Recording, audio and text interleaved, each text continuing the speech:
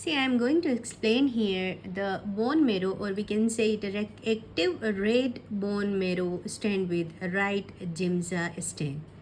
So here we can show the cellular component of hematopoiesis or blood cell production. तो देखिए bone marrow के अंदर ही blood का production होता है ना, और हेमेटोपोइटिक स्टेम सेल्स कहाँ रहती है? बोन मेरो के अंदर। तो आपके शरीर में जितना भी खून है, ब्लड की सेल्स हैं, वो कहाँ बन रही है? बोन मेरो के अंदर, ठीक है ना। अब इनका मैच्योरेशन होता है, मैच्योर प्रिकर्सर्स फॉर्मेशन होता है। तो उसी के लिए ये माइक्रोस्कोपिक स्लाइड है, और इसमें दिख रहे हैं आपको एडिपोसाइट्स। ये जो लार्ज एरियाज़ है ना, लाइपोसाइट्स या एडिपोसाइट्स कहे जाते हैं। तो ये बेसिकली फैट एरियाज़ हैं, और फैट एरियाज़ मतलब ये लार्ज तो होते ही हैं, इनमें एम्प्टी लुकिंग स्पेसेस होता है। ये माइक्रोस्कोप में ऐसे दिखते हैं जैसे खाली स्पेसेस हैं, लेकिन ये होता क्या है, इसमें लिपिड की फिलिंग होती है, एडिपोज टिश्यू होते हैं ये, लिपिड फिल्ड एडिपोज टिश्यू होते हैं। तो ये सपोर्टिव स्ट्रक्चरल मैट्रिक्स का फॉर्मेशन कर रहे होते हैं बोन्स के लिए, ठीक है ना। तो these are one of the important structure of this slide of bone मेरो।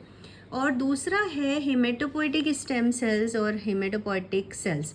So these are basically, these little granules are dense dark purple clusters that filling gaps between adipocytes represent the hematopoietic cells. तो ये ना dense होते हैं, dark purple granules होते हैं, और ये डेवलपिंग ब्लड सेल्स का मैचुरेशन स्टेजेस होते हैं बेसिकली.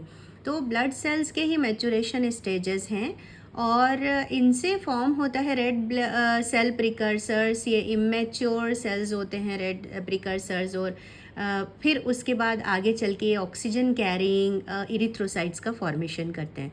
तो बेसिकली ये भी सेलुलर कंपोनेंट है बोन मेरो के.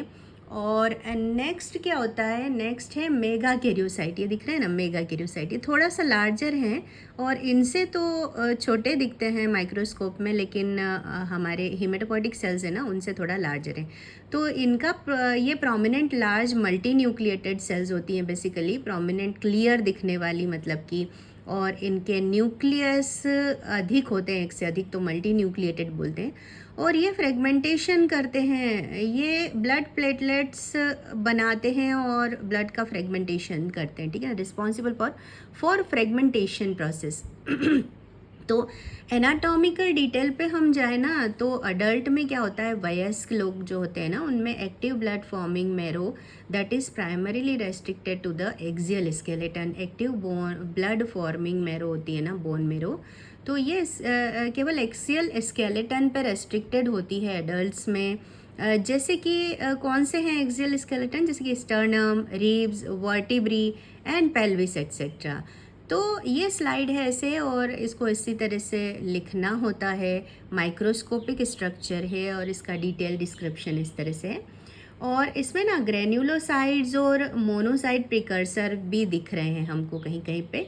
तो ये ग्रेन्युलोसाइड्स जो होते हैं ना, WBC होते हैं, जैसे कि they are characterise by cytoplasmic granules. और ये होते हैं न्यूट्रोफिल्स, बेसोफिल एंड ईसिनोफिल. ये अभी आपके इम्यून सिस्टम का फॉर्मेशन करने में, उसको स्ट्रॉन्ग करने में, मतलब नेचुरल किलर सेल्स की तरह एक्ट करते हैं, फॉरेन एंटीजेंस को किल करने के लिए. Another one is monocyte precursors भी हैं यहाँ पर.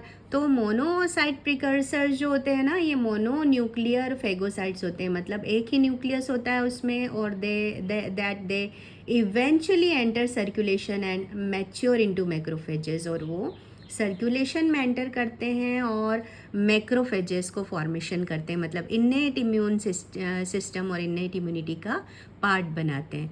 तो this is all about the active red bone marrow, and that is I already told you that that is stained with right Gimza staining.